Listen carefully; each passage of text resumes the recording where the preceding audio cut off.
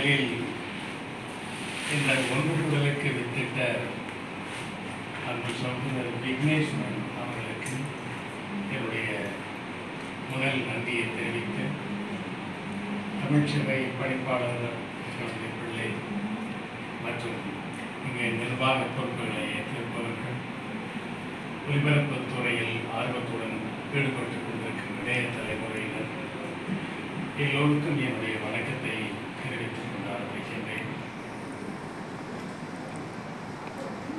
என்னை பொறுத்தவரை என்னுடைய வாழ்க்கையில்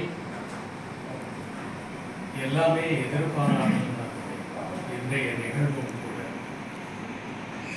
11 வயதிலே 1961ஆம் ஆண்டு எந்த மரத்தடியில், எந்த ஒலிபரப்பு கோபுரத்தின் அடியில் நின்று சுழற்பல நிகழ்ச்சிக்காக ஒரு தொடர் நாடகத்திற்கு பயிற்சி பெற்றேன்.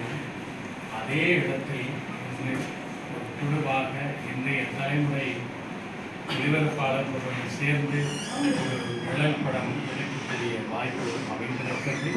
இதுவும் இன்று காலை ஒரு 11 மணி இருக்குது. அதுவரை நான் எதிர்பார்க்கவும் இல்லை, திட்டமிடவும் இல்லை. திரு விக்னேஸ்வரன் அவர்கள்